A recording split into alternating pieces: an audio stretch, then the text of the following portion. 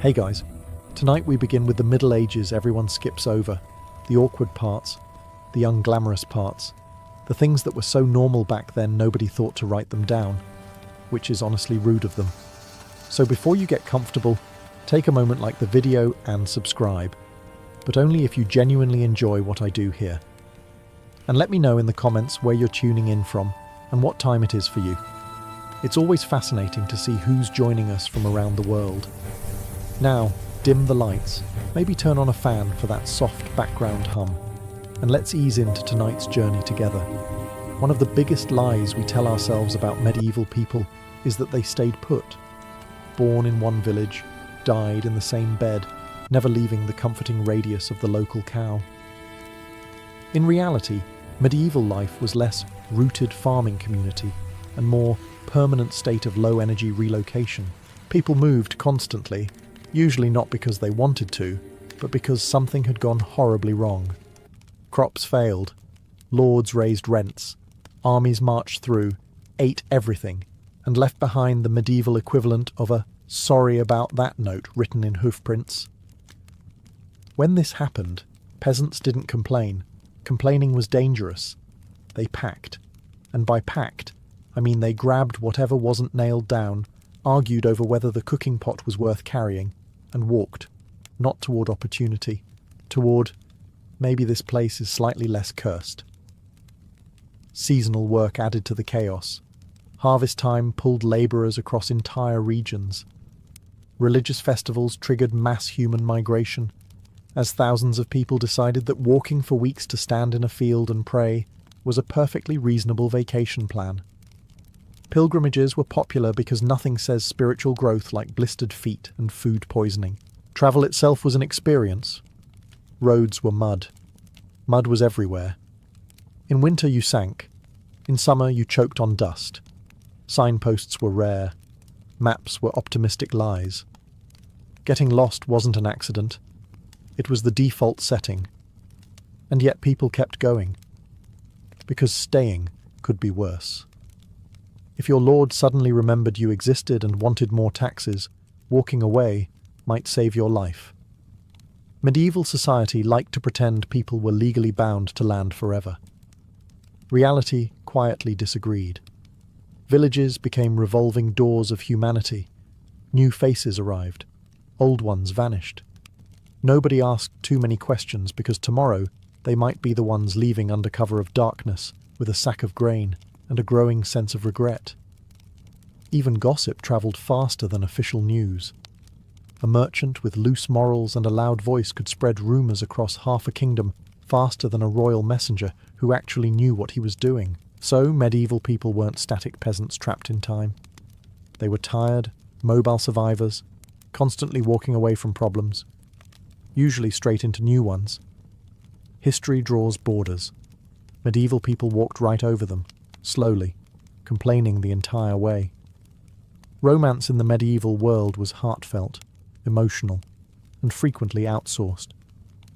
Because while people were deeply capable of falling in love, most of them were not capable of writing it down.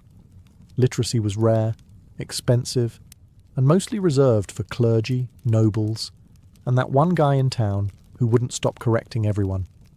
So when medieval people wanted to express affection, devotion, or uncontrollable longing, they hired a professional, a scribe, a clerk, sometimes a monk.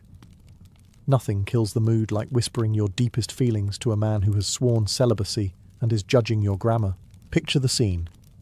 You enter a small room that smells like ink, parchment, and quiet disappointment. You clear your throat and say something like, "I need a letter. A love letter." The scribe nods calmly, dips his quill and asks, "How intense are we talking?" Then comes the confession. You dictate your feelings out loud, slowly, carefully, while another human being writes down every word with the emotional distance of someone taking grocery notes. You say, "Tell her my heart burns for her." The scribe pauses, looks up and asks, "Burns as in spiritually, or burns as in alarming?" And of course, there were standards. Medieval love letters followed formal structures. There were opening praises, emotional declarations, vows of loyalty, and dramatic flourishes borrowed from classical texts. If you weren't eloquent enough, the scribe would help. Would you like to compare her beauty to the dawn, the rose, or divine light? This was not optional. Romance had formatting rules. And, even better, the scribe often knew both parties. Small towns didn't offer anonymity. Your love letter might be written by someone who baptized your crush, taught her cousin to read, and absolutely knew she was already engaged. Professional discretion was encouraged. Professional silence was hopeful. Sometimes scribes reused phrases, not intentionally. But when you write dozens of love letters a year, patterns happen. Somewhere out there, two medieval lovers received suspiciously similar compliments and never compared notes. And then there's delivery. Letters were carried by messengers, friends, or whoever owed you a favour. There was no privacy seal beyond wax and trust. Anyone handling it could read it, laugh, or memorise your romantic desperation for later entertainment. Yet somehow, despite all this, medieval love letters worked. People married. Affairs happened. Hearts were broken. Love survived quills, witnesses, reused metaphors, and monks with opinions. Romance wasn't private. It wasn't discreet, but it was sincere, even when dictated. And that might be the most medieval thing of all. In medieval society, being left-handed wasn't a harmless quirk. It was a red flag, a warning sign, a gentle suggestion from the universe that something about you was off. And by off, medieval people meant possibly cursed, morally suspicious, or one bad day away from witchcraft. The problem started with symbolism. The Latin word for left is sinister, which should tell you everything you need to know. Right-handedness was associated with order, righteousness, and divine favour.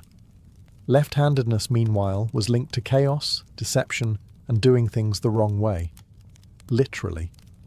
If you reached for something with your left hand, someone nearby probably frowned and quietly reconsidered trusting you. Left-handed children were often corrected early. And by corrected, I mean actively trained out of it. Teachers, parents, and religious figures encouraged right-hand use for writing, eating, praying, and basically existing. If you stubbornly favoured your left hand, it wasn't seen as preference. It was seen as defiance. Or worse, influence. Even daily rituals reinforce this bias. People crossed themselves with their right hand. Oaths were sworn with the right hand raised. Important actions happened on the right side. Doing something left-handed felt wrong in a way that was both social and spiritual. Medieval logic concluded that if the devil existed, and everyone agreed he did, he probably favoured the left. Left-handed knights had it especially rough. Sword training assumed right-handed combat. A left-handed fighter confused opponents, which sounds like an advantage until you realise your own instructors didn't like it. Being unpredictable was suspicious. Being effective, while unpredictable, was even worse. Medical theory didn't help either. Medieval scholars believed the body was divided into moral halves. The right side was strong, warm, and noble. The left side was weaker, colder, and prone to imbalance. If something went wrong physically, the left side was often blamed. Because of course it was. Despite all this, left-handed people persisted. They worked, fought, wrote, cooked, and survived quietly, using the hand that felt natural. Many simply learned to switch in public and revert in private, a medieval version of code switching but for hands. So if you were left-handed in the Middle Ages, congratulations. You weren't evil. You weren't cursed. You were just living in a world deeply offended by your coordination. History has many villains. Sometimes it turns out one of them was the left hand. In the medieval world, self-awareness existed. Self-reflection did not. At least not visually. Because for most people, mirrors were rare, expensive, and wildly impractical. Which means the average medieval peasant went through life with only a vague second-hand understanding of what their own face looked like. Glass mirrors were luxury items, owned by nobles, monasteries, or that one suspiciously wealthy merchant who never explained where his money came from. Polished metal mirrors existed, but they were small, dull, distorted. and often showed you a version of yourself that looked like it had been lightly cursed. Imagine finally seeing your reflection and realizing you appear permanently annoyed and slightly melted. For most people, the closest thing to a mirror was water. Ponds, wells, buckets, or rivers offered fleeting glimpses, usually warped by ripples, shadows, or the sudden realization that you might fall in and die. You didn't linger. You glanced. You accepted whatever vague shape stared back and moved on. As a result, medieval people learned what they looked like through descriptions. Other people told them, not kindly. You have your father's nose. Your eyes are too close together. You look tired. This was your mirror. Social feedback. Brutal, unfiltered, and unavoidable. This also meant personal grooming was approximate. Hairstyles were practical, not aesthetic. Beards were trimmed based on feel, not appearance. If your hair looked uneven, someone would eventually mention it, loudly, publicly, and with unnecessary enthusiasm. The idea of checking your appearance before leaving the house simply didn't exist. You left the house and hoped for the best. If no one laughed immediately, you assumed things were fine. Confidence was easier when you had no visual proof otherwise. Portraits didn't help either. Most people never had one. And even when they did, medieval art wasn't aiming for realism. Artists focused on symbolism, not accuracy. A portrait might show you looking serene, noble, and symmetrical, none of which were guaranteed in real life. This disconnect between identity and appearance created a strange freedom. Medieval people weren't obsessed with how they looked because they literally couldn't be. Vanity required access. Access required money. Most people had neither. So medieval society judged you by your actions, your reputation, your family, and whether you smelled tolerable, not by your jawline or skin tone. In a world without mirrors, self-esteem was built on survival, not selfies, and honestly, that might be the most medieval flex of all. One of the strangest and least discussed facts about medieval life is how emotionally attached people were to their stuff.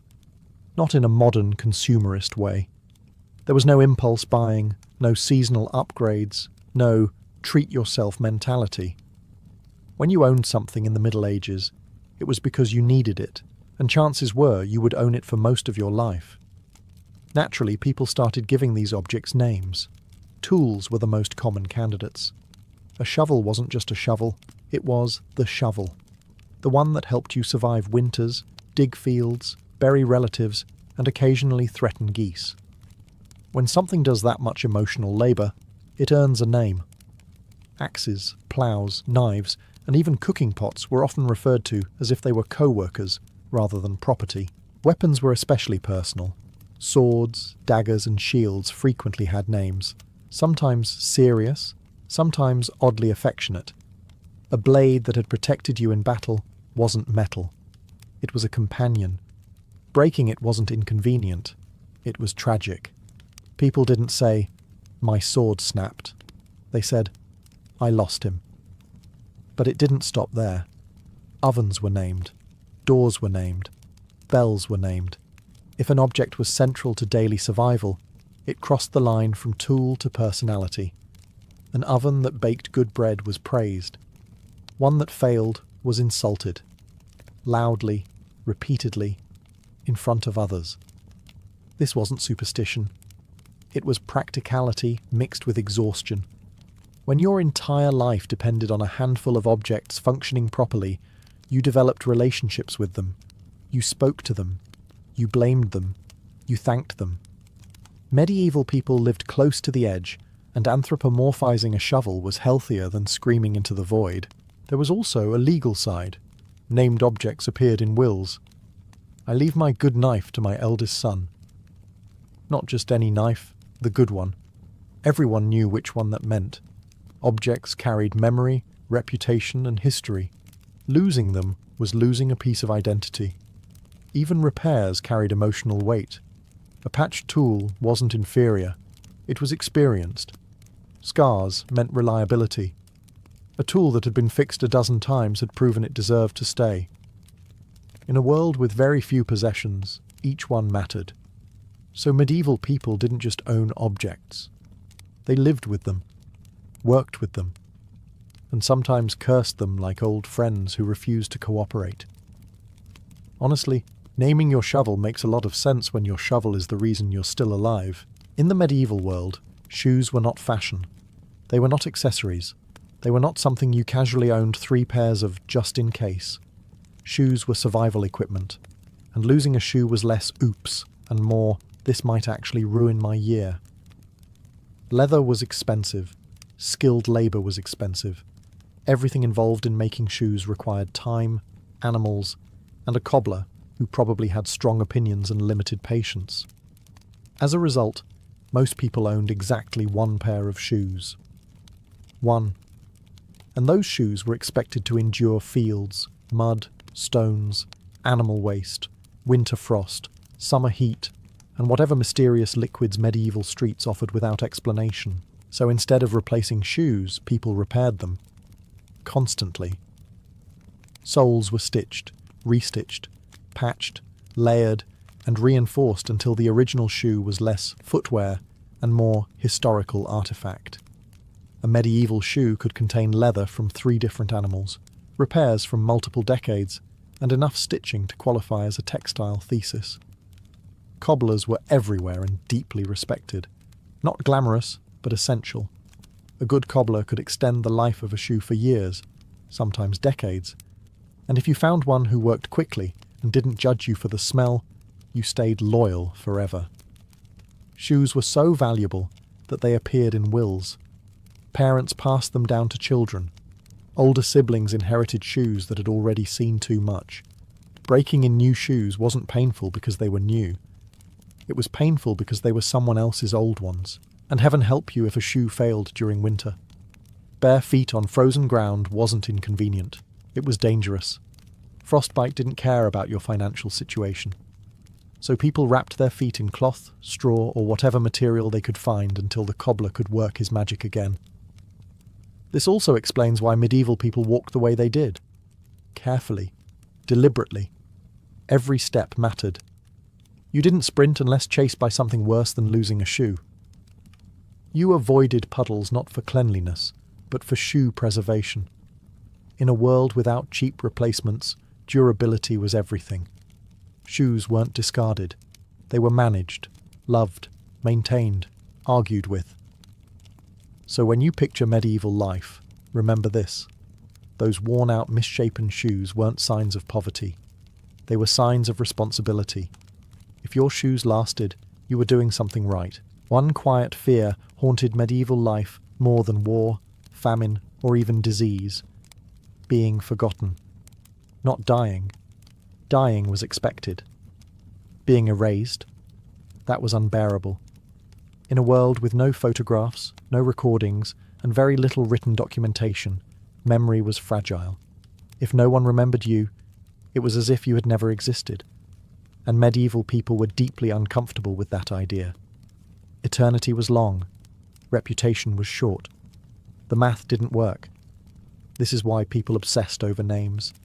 Children were named after parents, grandparents, saints, and occasionally that one uncle everyone agreed deserved another shot. Naming wasn't creative. It was archival. You weren't honouring someone. You were keeping them alive through repetition. Gravestones, when they existed, mattered enormously. Even the simplest marker, a carved symbol, a scratched name, a rough cross, was a declaration. I was here. I mattered enough to be remembered.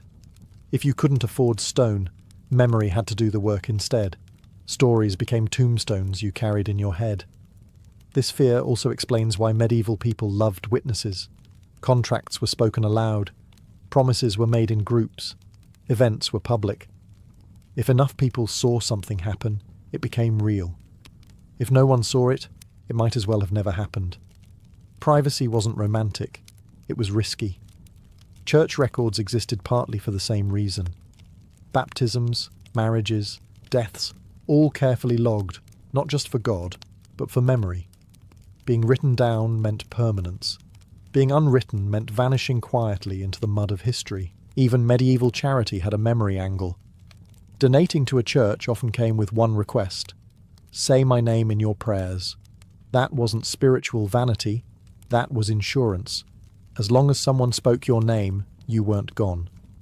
Ironically, this obsession worked. Centuries later, we still know the names of ordinary people because they were stubborn enough to leave marks, records, symbols, or stories behind. So medieval people didn't chase fame. They chased remembrance. They lived knowing their time was short, their world was unstable, and history was forgetful. And they fought that reality the only way they could, by making sure someone, somewhere, remembered their name. Which is why you're hearing about them now. In the modern world, silence is marketed as a luxury. People buy noise-cancelling headphones, book silent retreats, and proudly announce that they just need some quiet. Medieval people, on the other hand, heard silence and immediately assumed something had gone terribly, spiritually wrong. A silent medieval house was not peaceful. It was suspicious. Noise meant life. Talking, coughing, praying, animals shuffling, tools clanking. These were reassuring sounds. If a home went quiet, it suggested illness, death, or the presence of something that preferred you not notice it. And medieval people were very uncomfortable with things that preferred not to be noticed. This fear had religious roots. Silence was associated with the grave, the afterlife, and the unknown. Churches echoed on purpose, filling space with chanting, bells, and prayer. Bells rang constantly, for timekeeping, warnings, celebrations, funerals, emergencies, and sometimes just because someone thought the silence was getting ideas. Homes followed the same logic. People talked while they worked. They sang while they cooked. They prayed out loud. Even alone, many people muttered to themselves, not because they were strange, but because being audibly present felt safer. Silence implied abandonment. Sound implied protection. At night, silence was especially dangerous. Darkness already belonged to spirits, demons, and theological anxiety. Add silence, and you had a perfect environment for imagining footsteps, whispers, or divine judgment creeping up behind you. A crackling fire, even a weak one, was comforting not just for warmth but for sound. That gentle noise reassured you that the world was still functioning. This also explains medieval group sleeping habits. People didn't just sleep together for warmth. They slept together because shared breathing, shifting, and occasional snoring created a soundscape that pushed back the void. A room full of noise meant no one had died quietly during the night, which was always a concern. Even monasteries, famous for silence, structured it carefully. Silence wasn't absence of sound. It was regulated, ritualized, and heavily supervised. Unplanned silence? That was unsettling. To medieval ears, silence wasn't calm. It wasn't healing. It wasn't restful. It was a warning. And in a world where danger was constant and explanations were limited, making noise was one of the easiest ways to feel alive. So if medieval people seemed loud, repetitive, or annoyingly chatty, remember, they weren't filling space. They were keeping it away. In medieval society, hair wasn't just hair. It was a statement, a warning, a resume, and occasionally a problem that needed immediate spiritual intervention. What grew out of your head mattered far more than modern people would be comfortable with, because medieval culture believed hair carried meaning, moral, social, and sometimes supernatural. Long hair could signal power, freedom, or rebellion. It could also signal that you hadn't been properly punished yet. Knights wore their hair with intention. Nobles styled it to display status. Monks shaved it to prove devotion. And women's hair, that was treated like a dangerous substance best kept under control at all times. Loose hair on a woman was associated with sexuality, disorder, or emotional instability. Respectable women covered their hair not because it was cold, but because medieval society was deeply nervous about what might happen if it wasn't restrained. Hair escaping a veil was treated like a scandal in progress. Hair cutting itself was symbolic. Having your hair cut against your will was a punishment, a public removal of dignity. Criminals, prisoners, and disgraced individuals often had their hair shaved to mark shame. It wasn't just humiliation. It was identity theft. You didn't look like yourself anymore, and everyone knew why. Religious life took hair seriously too. Monks shaved the crown of the head in the famous tonsure, creating a bald circle that silently announced, "I belong to God now." This haircut required maintenance, which meant monks were constantly reshaving the same awkward bald spot, just in case God was checking. Even beards carried meaning. A beard could symbolize wisdom, masculinity, or authority. Shaving one off could be an insult, a challenge, or an emotional declaration. Medieval men didn't shave casually. They shaved with intent. And then there was the fear of hair falling into the wrong hands. Hair could be used in charms, curses, or folk magic. People believed strands carried part of your essence. Losing hair wasn't cosmetic. It was risky. Throwing it away carelessly was an invitation for someone with bad intentions and too much free time. So medieval people guarded their hair, controlled it, shaped it, and judged others by it relentlessly. Hair wasn't decoration. It wasn't personal expression. It was power sitting on your scalp, daring you to manage it correctly. And if you didn't, someone would definitely have an opinion. Medieval people did not believe all days were created equal. Some days were blessed, productive, and spiritually cooperative. Others were suspicious, deeply suspicious. And if you did anything important on the wrong day, medieval logic concluded that whatever went wrong was entirely your fault for not checking the calendar first. These unlucky days weren't rare. They were everywhere. Certain weekdays, saints' days, feast days, fasting days, astrological alignments, and vague, traditionally bad dates were all considered dangerous for specific activities. There were days you should not marry, days you should not travel, days you should not bleed, days you should not plant crops, and days you should absolutely not cut your hair, because apparently hair remembers things. Medical guides warned against procedures on the wrong days. If you were sick, it mattered when you sought treatment. Bleeding a patient on the wrong date wasn't just ineffective, it was reckless. Surgeons consulted calendars before touching you, which is comforting in theory, until you realize the calendar was based on astrology, vibes, and inherited superstition. Farmers followed the same logic. Planting on an unlucky day risked poor harvests, storms, or divine disapproval. If crops failed later, no one blamed the weather. They blamed the date. Somewhere, a calendar quietly nodded in judgment. Marriage was especially complicated. Choosing the wrong wedding day could doom a relationship before it even began. Couples delayed ceremonies for weeks to avoid cursed dates. Imagine explaining to your family that you love each other deeply, but the stars are currently unsupportive. Even travel had unlucky days. Setting out on the wrong morning meant accidents, bandits, broken carts, or mysterious misfortune. Some people would turn back if they experienced a bad omen, tripping, sneezing, hearing the wrong bird, because clearly the universe was saying, "Not today." The irony is that this belief created its own consequences. When people expected bad outcomes, they noticed them more. A bad day became bad because everyone treated it like it was already ruined. Medieval self-fulfilling prophecy was thriving. Calendars became survival manuals. Knowing which days were safe meant control in an unpredictable world.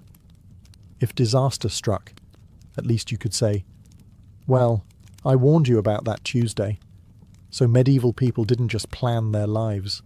They negotiated with time itself, and time, more often than not, was deeply unimpressed.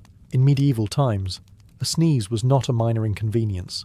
It was an event, a moment, a potential spiritual emergency that required immediate verbal intervention from everyone nearby. Because to medieval people, sneezing wasn't just air leaving your body, it was your soul briefly considering an escape. The logic was simple and deeply unsettling. Sneezing created a moment of vulnerability. Your body convulsed, your breath stopped, your eyes closed, and for a split second, you lost control. And any moment where you lost control was clearly an invitation for spirits, demons, or general bad luck to either leave you or move in. Medieval theology did not trust gaps. This is where blessings came in. Saying God bless you wasn't politeness. It was damage control, a spoken seal, a quick spiritual lid slammed shut before anything invisible and malicious could take advantage of the situation. If no one blessed you after a sneeze, that was alarming. It meant your soul might be unsupervised. Sneezing during important moments was especially concerning. A sneeze during prayer? Suspicious. A sneeze during a wedding? Unfortunate. A sneeze while making a vow or signing a contract? Potentially catastrophic. Some people would stop what they were doing entirely, wait for the moment to pass, and only then continue, because clearly the universe had tried to interrupt. Medical beliefs made it worse. Some medieval thinkers believed sneezing expelled air directly connected to the heart or brain. Too many sneezes meant weakness. Too few sneezes meant blockage. Sneezing the wrong way meant imbalance. Sneezing at the wrong time meant fate was speaking, and fate was rarely helpful. There were even interpretations based on direction. Sneezing to the right could be good. Sneezing to the left was questionable. Sneezing repeatedly meant something was very wrong and possibly involved curses, drafts, or both. Children were warned not to sneeze carelessly, which is impressive because sneezing is famously easy to control. Parents scolded kids for not covering their mouths, not for hygiene, but because open sneezing increased spiritual exposure. Medieval parenting was wild, and yet sneezing was unavoidable. Everyone did it, which meant medieval life was filled with constant low-level anxiety that your nose might betray you at the worst possible moment. So when someone blessed you after a sneeze, it wasn't kindness, it was panic wrapped in courtesy. A medieval sneeze wasn't rude, it was risky. Medieval childhood was not a long, reflective phase filled with self-discovery, toys, and carefully scheduled playdates.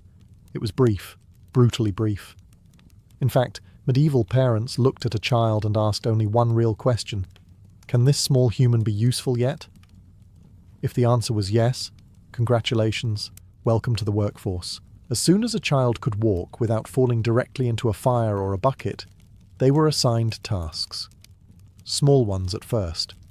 Fetching water, carrying sticks, scaring birds away from crops by yelling enthusiastically and flailing their arms like confused scarecrows. None of this was seen as cruel. It was normal. A household was a survival unit, and everyone participated, regardless of height. By the time a child reached what we would now call early childhood, they were already competent contributors. Boys and girls alike herded animals, gathered fuel, helped with planting, cleaned tools, watched siblings, and learned trades simply by being present while adults worked. Education wasn't separate from labour. Labour was education. There were no job interviews, no training programs, no safety instructions. You learned by doing, or by watching someone else do it, or by making a mistake and not making it again if you survived. Childhood injuries weren't milestones. They were lessons. Parents didn't romanticize childhood innocence because survival didn't allow for it. Love was expressed through teaching usefulness. A capable child was a protected child. If you could work, you were valuable. If you were valuable, you were fed. This didn't mean medieval parents were heartless. They worried constantly. They protected when they could. They told stories, sang songs, and laughed with their children in rare quiet moments. But the expectation was clear. Childhood was preparation, not pause. Teenagers were already adults in practice. Many were apprenticed out, sent to other households, or working full days long before modern society would allow them near anything sharp. By their early teens, many medieval children were already tired in a way most modern adults would recognize. Play existed, but it was squeezed between responsibilities. Games involved sticks, stones, animals, or pretending to be someone important, which usually meant pretending not to be poor. So medieval parents didn't ask their children what they wanted to be when they grew up. They asked what they could do today. And honestly, that expectation shaped generations of survivors, whether they liked it or not. In the medieval world, signing your name was not a basic life skill, it was a flex. Literacy was rare, expensive, and mostly reserved for clergy, nobles, and that one irritating town official who insisted on reading things aloud slowly. For everyone else, identity worked a little differently. Instead of signatures, medieval people used symbols. When peasants, merchants, or craftsmen needed to confirm a contract, they didn't sign their name. They made a mark. A cross was the most common, but many people had personal symbols, simple shapes, lines, or marks they used consistently. That symbol was you. It carried legal weight. It said, "Yes, I agree," even if you couldn't read a single word of what you were agreeing to, which, to be clear, happened constantly. Contracts were often read aloud by a clerk, while everyone nodded solemnly, pretending to understand. Then you made your mark and hoped the nice man with the ink wasn't quietly transferring your cow, your land, and your dignity to someone else. These symbols weren't random. They became part of a person's identity. People recognized them the way we recognize signatures today. A familiar mark meant trust. A sloppy or unfamiliar one raised suspicion. Forging a mark was a crime, which is impressive, considering the mark might just be a crooked line. Shop signs worked the same way. Since many people couldn't read, businesses identified themselves with pictures: a boot for a cobbler, a key for a locksmith, a barrel for a tavern. You didn't need words, you needed recognition. Medieval branding was aggressively visual. Even noble families used symbols: coats of arms, seals, crests. These weren't decoration, they were legal tools. A wax seal stamped with a family symbol could validate a document without anyone needing to read it. Break the seal, and you broke trust. This system worked surprisingly well. It allowed a largely illiterate society to function with contracts, trade, and law through shared visual language. Identity wasn't spelled out, it was shown. So medieval people didn't sign their name because they couldn't. They marked themselves because that was enough. In a world built on memory, reputation, and witnesses, a simple symbol could carry the weight of your entire life. Death in the medieval world was common, familiar, and deeply unsettling. Not just because people died young, but because nobody was entirely sure when someone was actually dead. Medical knowledge was limited, diagnostic tools were non-existent, and "are they breathing?" was the gold standard of confirmation. This uncertainty created one of medieval society's quiet, persistent fears: being buried alive. Comas, fainting, hypothermia, shock, and illness could all mimic death. If someone stopped moving, breathing shallowly, or responding, the conclusion was often made quickly, especially during plagues, winters, or famines when bodies needed to be dealt with fast. And yes, mistakes happened. Stories circulated of coffins being opened later with scratch marks inside, of bodies discovered, twisted, moved, or clearly panicked. Whether all of these stories were true or slightly exaggerated didn't matter. The fear was real, and it spread. As a result, medieval people developed contingency plans. Some requested delayed burials, insisting their body be watched for days. Wakes weren't just social rituals, they were observation periods. If you moved, twitched, or made an alarming noise, congratulations, you were not dead yet. Others asked to be buried with objects. Bells, ropes, or signals weren't widespread until later periods, but the idea was there. People worried. They planned. They negotiated with death like it was a slightly unreliable employee. This fear also affected burial practices. Graves were shallow. Coffins were simple. In some cases, bodies were buried directly in the ground, which was horrifying in its own way, but at least made escape theoretically possible. The bar was low. Religious belief made things worse. Being buried alive wasn't just terrifying, it risked dying without proper rites. No confession, no final prayers, no clean spiritual exit. That possibility haunted people far more than physical discomfort. So medieval people didn't just fear death, they feared premature certainty. They feared silence mistaken for stillness. They feared sleep mistaken for eternity. And in a world where the line between life and death was thin, blurred, and poorly lit, that fear made uncomfortable sense. It's easy to imagine medieval life as an endless parade of suffering. Dirt, disease, danger, and despair stacked neatly on top of one another, like a historical misery sandwich. And yes, life was hard. Painfully hard. But what often gets lost is that medieval people weren't walking around in a constant state of despair, clutching their heads and waiting for the next disaster to arrive on schedule. Most days were ordinary, and ordinary medieval life was quietly absurd.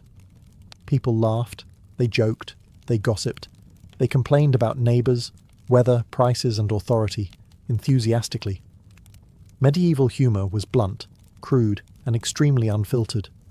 Marginal doodles in manuscripts include fart jokes, animals wearing clothes, monks doing questionable things, and drawings that raise deeply uncomfortable questions about the artist's state of mind. Festivals existed everywhere. Saints' days, feast days, market days. Any excuse to stop working, eat too much, drink something questionable, and forget responsibilities for a while was embraced. People danced badly. They sang loudly. They mocked authority figures with jokes that were just subtle enough to avoid punishment. Even hardship had routine. Famine wasn't a constant emergency. It was something people planned around. Illness was frightening, but familiar. Death was present, but not paralyzing. When everything is dangerous, you adapt emotionally or you don't survive. Absurdity became a coping mechanism, naming tools, believing sneezes were dangerous, avoiding unlucky days, arguing with ovens, assigning personalities to objects. None of this meant medieval people were foolish. It meant they were human in a world that offered very little certainty. They found meaning in ritual, comfort in repetition, humour in exaggeration. When you can't control much, you control how you react, and medieval people reacted with creativity, stubbornness, and occasional nonsense. So medieval life wasn't a constant tragedy. It was a long improvisation, a mix of fear and familiarity, hardship and habit, serious beliefs and deeply unserious behaviour. People weren't waiting to be saved by progress. They were living, day by day, inside a system that made sense to them, even when it looks ridiculous to us. History remembers wars and plagues, but medieval people remember themselves through laughter, ritual, and resilience. And that's the part nobody talks about, because it doesn't fit the myth. In Tudor England, beauty was not a private matter, nor was it something a woman could define for herself. It was a public expectation, closely watched and quietly enforced. The ideal Tudor woman was meant to look a certain way, behave a certain way, and above all, signal virtue without ever speaking it aloud. Beauty functioned less as decoration and more as evidence. Evidence of obedience, status, and moral reliability. Pale skin sat at the top of this hierarchy. A fair complexion suggested that a woman did not work outdoors, that she belonged to an indoor world of tapestries, prayers, and supervision. Darkness of skin implied labour, exposure, and therefore a dangerous proximity to independence. The sun, after all, was for peasants. Noble women protected themselves from it with veils, powders, and wide sleeves, turning pallor into a visible badge of class. To look healthy was acceptable. To look robust was not. Softness mattered just as much. A Tudor woman was expected to appear physically delicate, even if she was not. Rounded features, smooth hands, and gentle movements were prized because they suggested a life untouched by strain.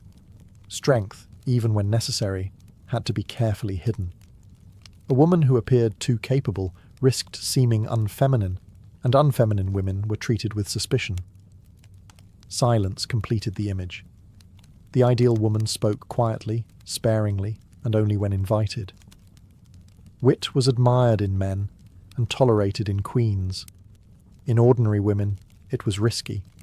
A sharp tongue could easily be mistaken for ambition. and ambition in women was framed as a moral flaw. Chastity, therefore, was not only about sexual behavior. It extended to speech, posture, laughter, and even facial expression. A woman who smiled too freely or met eyes too directly could find her reputation questioned without a single accusation being spoken. What made this ideal particularly cruel was its impossibility. Women were expected to embody purity, obedience, and beauty, while also serving as symbols of family honor and dynastic worth. Any failure, a blemish, a rumor, a moment of assertiveness, reflected not just on the woman herself, but on the men who claimed authority over her. In Tudor society, beauty was not a gift. It was a responsibility. And like all responsibilities placed on women of the period, it came with consequences for getting it wrong. If the ideal Tudor woman was supposed to look effortlessly pure, the reality required a great deal of effort and a surprising amount of chemistry. Cosmetics were both widely used and publicly condemned, creating a strange contradiction. Women were expected to appear flawless, yet criticized for doing anything that helped them achieve it. Beauty had to look natural, even when it absolutely was not. Face whitening was the most common practice. Pale skin could be enhanced with powders made from chalk, lead, or vinegar mixtures. These substances brightened the complexion and hid blemishes, but they also poisoned the skin over time. Teeth loosened, hair fell out, and faces developed sores beneath the smooth surface. Still, the risk was considered acceptable. In a society obsessed with appearances, visible decay was less threatening than visible imperfection. Rouge was used more carefully. A slight flush on the cheeks suggested youth and vitality, but too much colour hinted at sexual availability. The line between health and impropriety was thin and constantly shifting. Lip colour faced similar scrutiny. Red lips could signify beauty or moral danger depending on who was doing the judging, and when. What mattered most was plausibility. A woman had to look as though nature had simply been kinder to her than to others. Hair was another battlefield. Fair hair was idealized, associated with innocence and nobility. Women lightened their hair using herbal rinses, sunlight, or alkaline solutions, sometimes damaging it beyond repair. Wigs and hairpieces were common, though rarely admitted to. Once again, the illusion mattered more than the truth beneath it. The real anxiety around cosmetics came from fear of deception. A painted face was thought to mislead men, disguise age, and distort social hierarchies. Moralists argued that cosmetics allowed women to lie with their appearance, a dangerous power in a world where marriages were strategic and lineage mattered deeply. A beautiful woman who turned out to be older, weaker, or less fertile than expected was treated not as unfortunate, but as fraudulent. Yet these same critics rarely offered an alternative. Women were judged harshly for visible flaws and punished socially for failing to meet aesthetic expectations. Cosmetics were condemned as dishonest, but refusing to use them could be just as damaging. The choice was never truly a choice. In Tudor England, beauty rituals were a gamble. They promised social survival while quietly eroding health and safety. A woman's face became a carefully maintained mask, not to express identity, but to avoid suspicion, gossip, and judgment in a world that watched her constantly. In Tudor England, beauty was not merely admired, it was assessed. A woman's appearance played a central role in marriage negotiations, where looks functioned as a form of currency. Families did not simply hope their daughters would marry well. They evaluated, marketed, and sometimes quietly worried about how much a daughter's face and body might be worth in social terms. Youth mattered above all else. A young bride promised fertility, obedience, and adaptability. Signs of age, even minor ones, reduced marital value sharply. Wrinkles, thinning hair, or a tired expression could shift a family's prospects. As a result, girls were often married early, before age could complicate negotiations. Beauty was something to be leveraged quickly, before it faded or was questioned. Physical symmetry and health were closely scrutinized.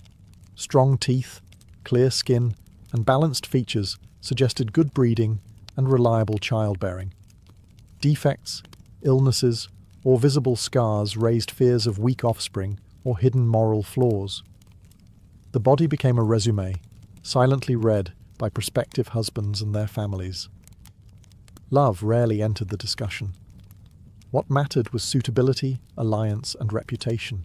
Dowries worked alongside appearance, but they did not replace it. A wealthy family might compensate for plain looks with land or money, but beauty could amplify a modest dowry dramatically. In some cases, appearance determined whether negotiations happened at all. A woman deemed unattractive might never be formally considered, regardless of her intelligence or character. Silence followed, rather than rejection, which was often more painful.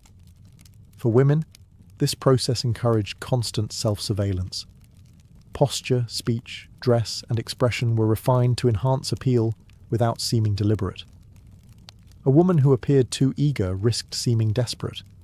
One who appeared indifferent risked seeming cold or difficult.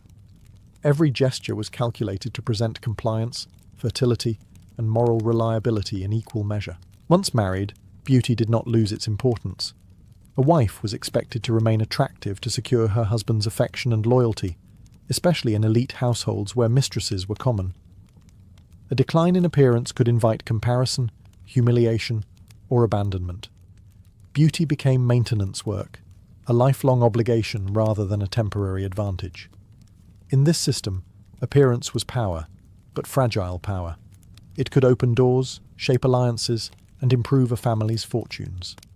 Yet it also reduced women to surfaces, judged before they spoke, and remembered primarily for how they looked when they were young. Marriage, in the Tudor world, did not free women from aesthetic judgment. It simply made the stakes permanent. If ordinary Tudor women were judged quietly, queens were judged relentlessly. Their bodies were no longer private or symbolic. They were political assets. Every feature, every change in appearance, and every rumour surrounding a queen's body carried implications for the stability of the realm.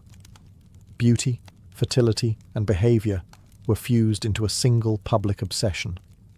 A queen's appearance mattered from the moment marriage negotiations began. Portraits were exchanged like diplomatic tools, carefully adjusted to flatter and reassure. These images were not meant to deceive so much as to promise. A beautiful queen suggested a fruitful marriage, healthy heirs, and divine favour. If reality failed to match the image, disappointment quickly turned to suspicion. Once crowned, queens lived under constant scrutiny. Weight gain, weight loss, illness, or exhaustion were interpreted as signs of pregnancy, infertility, or moral failure. The queen's body became a public text, endlessly read and reinterpreted. When pregnancies succeeded, her beauty was celebrated as proof of legitimacy.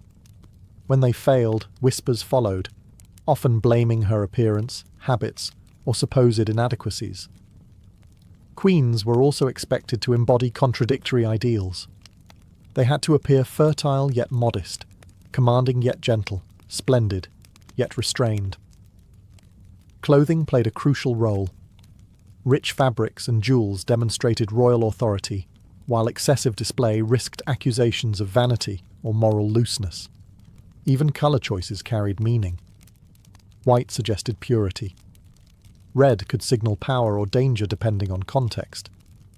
There was no neutral option. The pressure intensified with failure.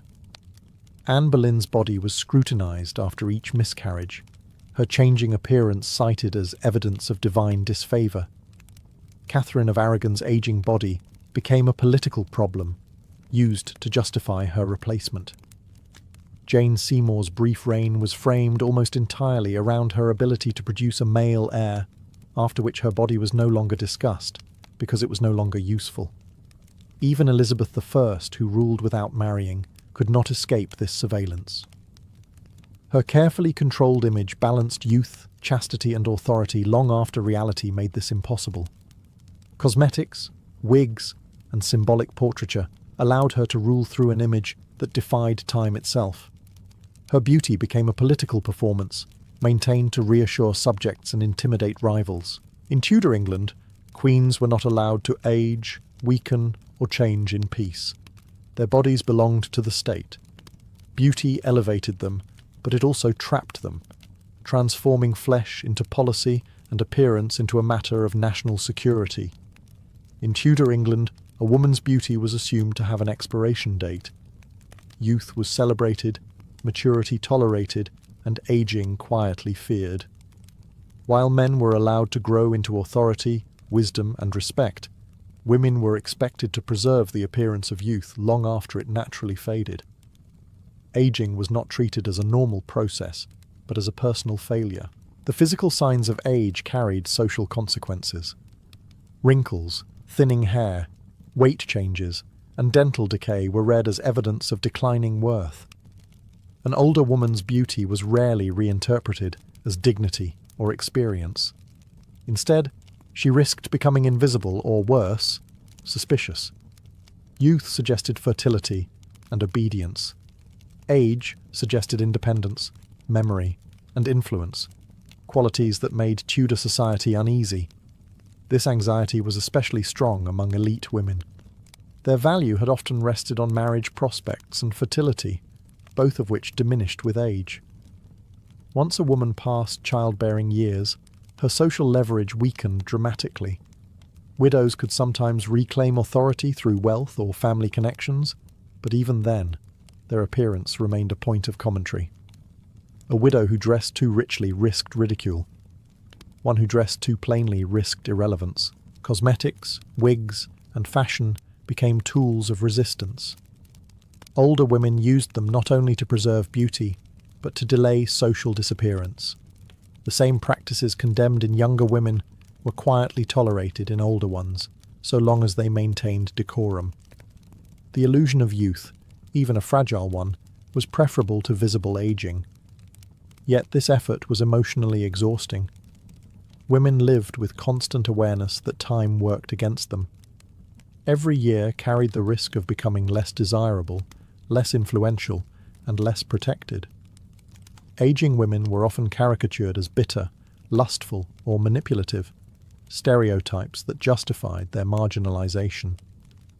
The feared figure of the old woman hovered at the edge of Tudor culture, a warning of what happened when beauty no longer shielded femininity. For queens and noblewomen, aging carried political danger. A queen past her fertile years could be seen as a dead end for dynastic hopes. Advisors and rivals watched closely for signs of decline, using appearance as a proxy for usefulness. Elizabeth I's elaborate visual control was a response to this fear. She refused to allow age to become visible because visibility invited challenge. In Tudor England, aging stripped women of the protection beauty provided. What remained was vulnerability. Unless a woman could replace beauty with authority, wealth, or careful invisibility. Beauty granted power briefly. Time reclaimed it relentlessly. In Tudor England, a woman's appearance was never morally neutral. Beauty attracted admiration, but it also invited suspicion. A woman who was noticeably beautiful risked being seen not as fortunate, but as dangerous. Her looks were interpreted as tools, either deliberately sharpened or divinely suspect, capable of leading men astray. This suspicion was rooted in long-standing religious and cultural beliefs. Female beauty was associated with temptation, deception, and disorder. Sermons and moral tracts warned that a woman's face could unman a man, distract him from duty, and pull him towards sin. Beauty, therefore, was not simply something a woman possessed. It was something she was expected to control for the sake of others. When scandals occurred, appearance often shaped blame. If a woman was accused of adultery, manipulation, or ambition, her beauty was cited as evidence. Attractive women were assumed to be more sexually available and morally unstable. Plain women, by contrast, were often ignored rather than condemned. Beauty made women visible, and visibility made them vulnerable. This dynamic played out brutally at court. Anne Boleyn's charm and elegance were reframed as seduction, once her political usefulness ended. Her intelligence became cunning. Her confidence became arrogance. Her beauty, once praised, was recast as proof of her ability to corrupt the king. The same qualities that elevated her were later used to justify her destruction. Even outside the court, moral suspicion followed women closely. A woman who dressed well risked accusations of vanity. One who attracted attention risked gossip. Beauty demanded constant self-policing. A woman had to appear attractive enough to fulfill social expectations, yet modest enough to avoid provoking envy or desire. The margin for error was narrow. Cosmetics intensified this suspicion. Painted faces were associated with lies, foreign influence, and even witchcraft. A woman who altered her appearance could be accused of hiding her true nature, as though physical enhancement revealed moral rot beneath the surface. The fear was not only that women might deceive men, but that they might enjoy doing so. In this environment, beauty became a liability as much as an asset. Women learned to deflect attention, minimize praise, and downplay their looks in public speech.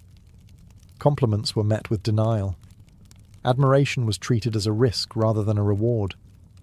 Tudor society admired beauty in theory, but distrusted it in practice. For women, being beautiful meant living under suspicion, praised when useful, condemned when convenient, and always one rumour away from disgrace. Tudor beauty ideals were not created by women, nor were they maintained for women's benefit. They functioned within a system that tied female appearance directly to male authority. A woman's body and face were treated as reflections of the men who governed her, her father, her husband, or her king. Beauty, therefore, was not self-expression. It was a public statement about male control. A well-presented woman suggested a well-ordered household. Her modest dress and